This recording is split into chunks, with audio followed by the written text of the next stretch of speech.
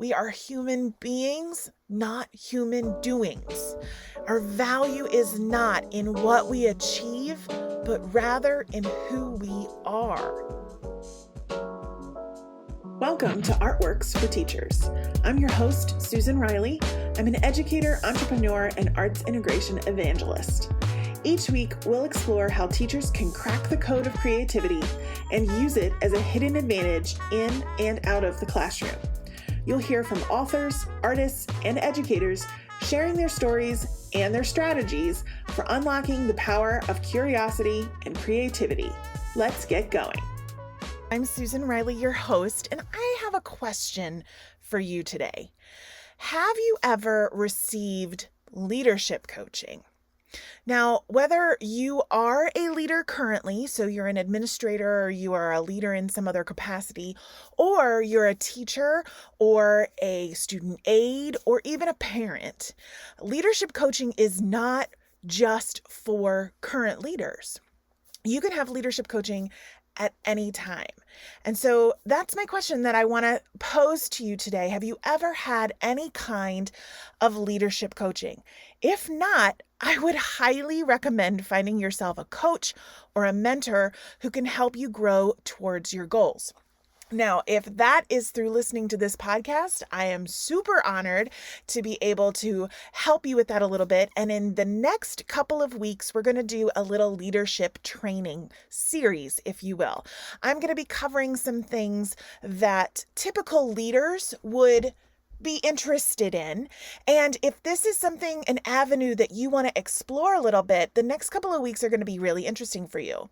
Even if you've never considered taking on a leadership role, I highly encourage you to tune in and listen, because I truly believe that in some capacity, everybody is a leader. It's just a matter of what your zone of genius is, right?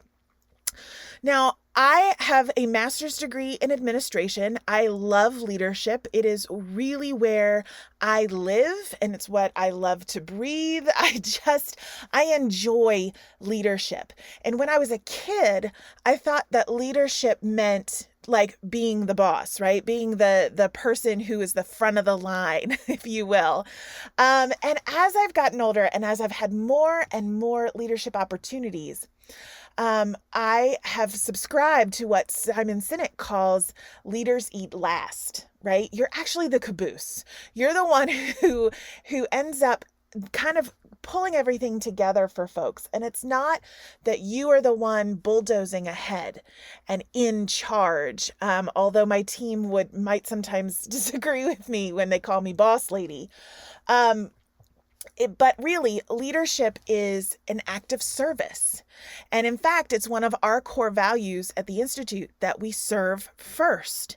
And while we believe that we are all leaders in helping others use arts integration and STEAM, it's not that we are first, right? It's not that we are better. It's not that we are the one on top.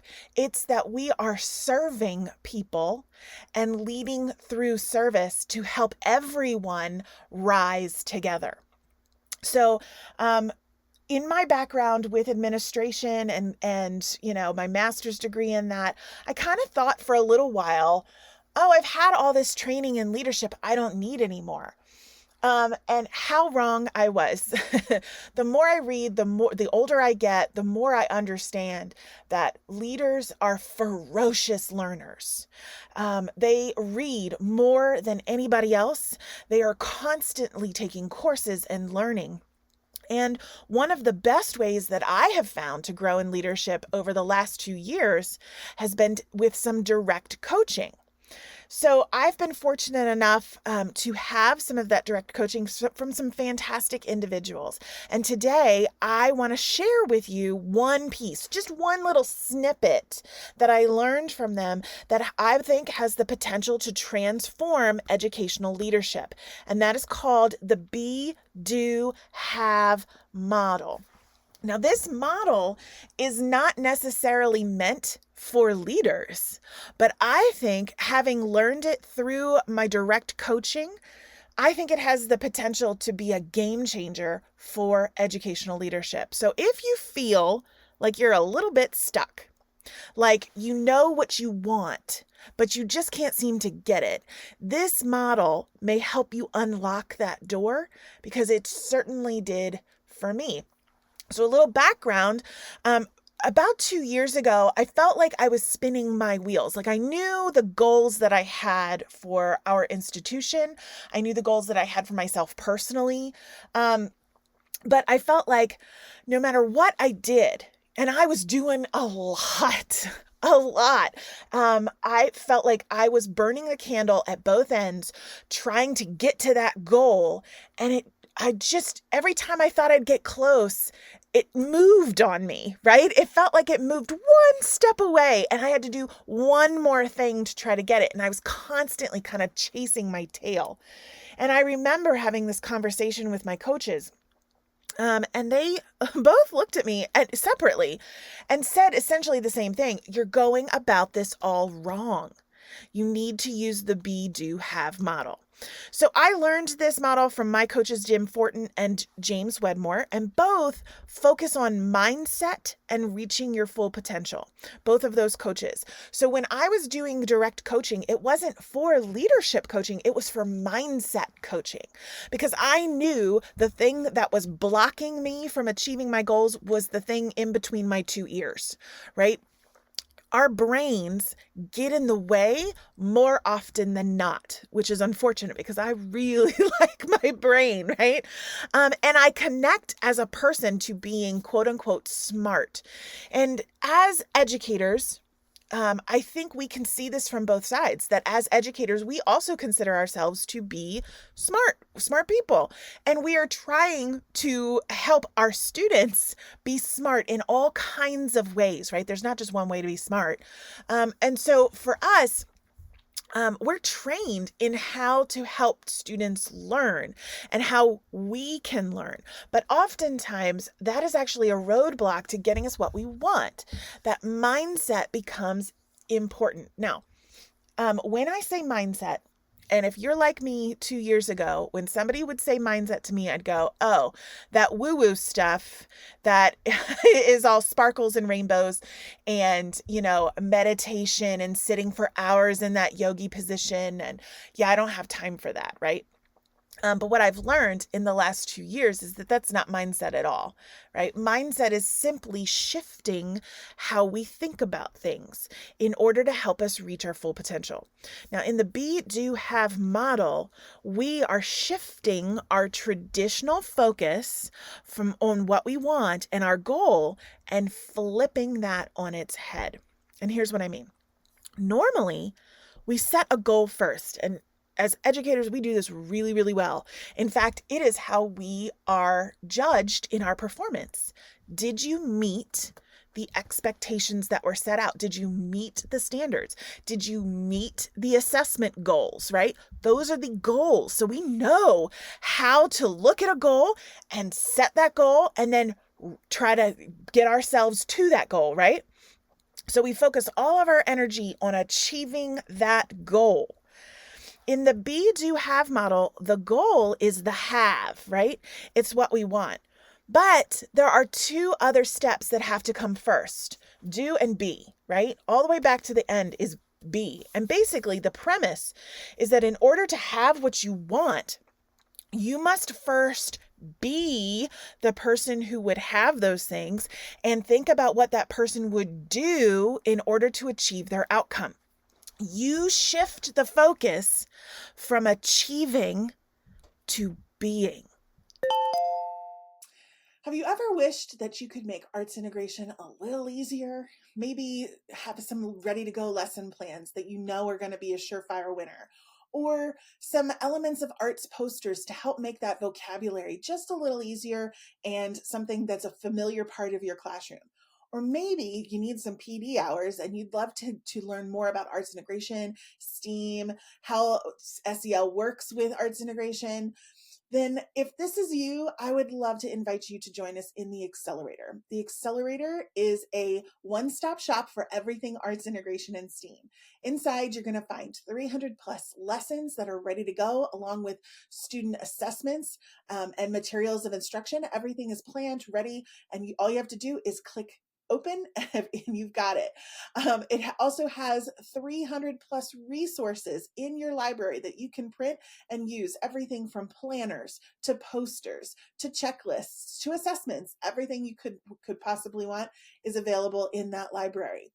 And speaking of libraries, we have a course library with 6 every month. So you're always going to find something new and fresh with PD hours that are going to count towards your requirements for salary advancement. So if that sounds like a game changer to you, join us over at artsintegration.com/accelerator. Plans start at just $37 a month. If you can unlock this one thing today, my friend, it's going to change everything in how you approach stuff. From how you teach, to how you lead, to how you parent, to how you hold yourself accountable. You want to shift from focusing on the achievement to focusing on the being. All right. Now, again, I get it. This sounds a little woo, so we're going to go into some examples. All right. I am a very practical, step-by-step person. So let's do that from this perspective. Okay. Think about something that you'd like to have. Like, I'm going to pull something out of thin air. Like, think about if you wanted a leadership position. Let's say you wanted to become an assistant principal or a principal or an arts integration specialist or a leadership coach, some sort of new leadership position in your building. All right. In this be, do, have model, you would need to consider who you need to be in order to be successful in that new leadership position. So would you need to be confident? Would you need to be supportive? Would you need to be a good listener? Would you need to be a problem solver? Think about the very best leader that you know, whether that's in education or not. Think about the very best leader, okay? Somebody who you admire. Who are they as a person, right? Who are they? In order to be able to step into that role, who do they need to be, right? So you start by listing those things out. What are the things that I would need to be in order to have that leadership position, right? Would I need to be organized? Would I need to be somebody who kind of is able to structure their time well? Who do I need to be?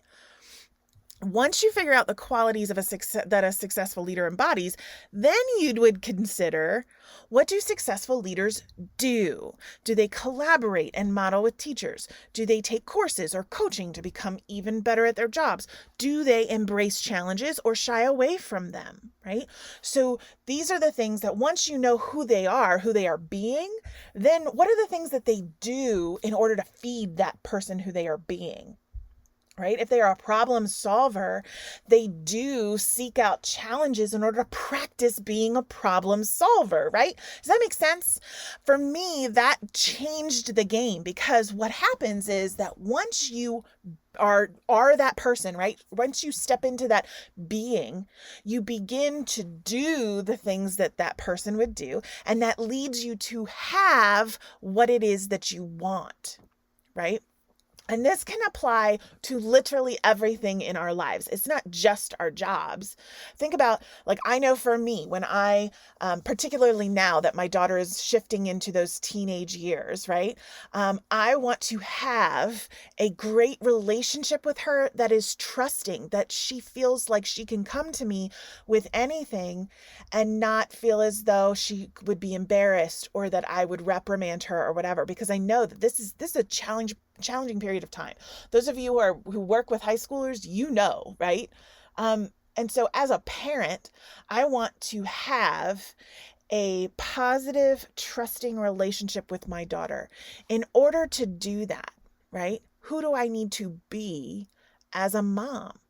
I need to be a good listener. I need to be somebody who listens and doesn't judge first, but instead listens to kind of respond and interact rather than react. I need to be somebody who's patient and understands the emotional waves that come with high schoolers, right?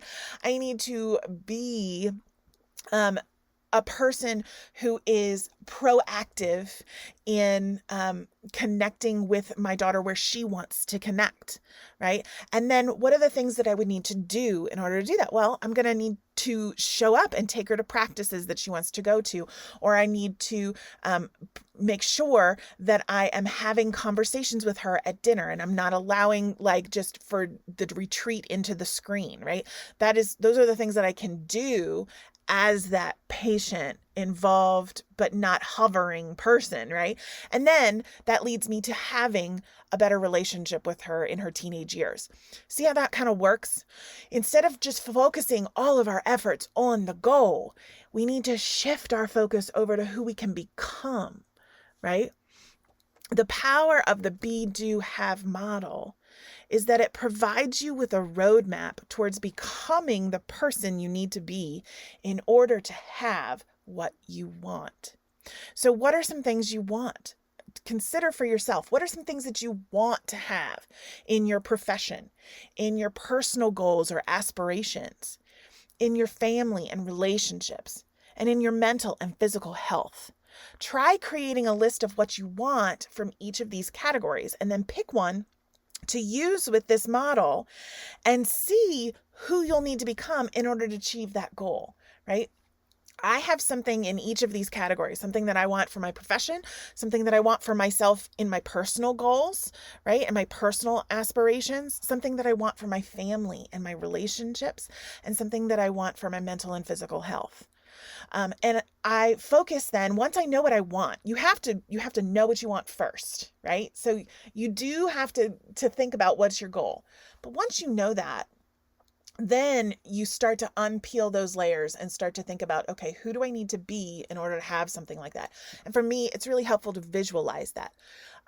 Another great example, this is something that people use all the time. I want to have a better salary, right? Like I want to have a certain amount of money in our bank account. Okay, well then who would I need to be in order to have that? Right? In my leadership coaching experience with these two individuals, I'm in a group with some other people who are business owners, and their goal is to have a $500,000 year or $1 million year working on their businesses, right? And if you have a teacher pay teacher store or you have your own business, maybe your goal is to, have a $50,000 year or just a $10,000 a year, whatever it is, right? Who would you need to be in order to accept that kind of income level? And so for a lot of people who are working in that, kind of focus area of having a business and a store or whatever, they're thinking about, all right, that's a lot of money. That's scary for me because, wow, I've never had that before. Who would I need to be in order to accept that? Right? Because then I would know the steps that I need to take in order to get there. Now, one word of caution. We live in a world, especially in education, where achievement is highly valued, right? I really believe that this is dangerous. And we're perpetuating this with our kids. I think it's one of the worst things that we could possibly do with our children. And I think it's the worst thing we could do for ourselves. We need to shift our focus. Right now, it's on the wrong stuff. Shift it back to who we need to be, and then think about what do we need to do strategically, not all the things, but just the things that person, right, who achieves that all the time, who's that person that we are becoming. What are the things, the strategic things that person needs to do in order to achieve this one goal? Right? It's not about doing all the things. It's about doing the things that help you become the person you were meant to be. Because you can have anything you want. You just have to have the courage to be that person first. So I hope that this one model, this be, do, have model has been helpful for you today, has maybe shifted your perspective in some way.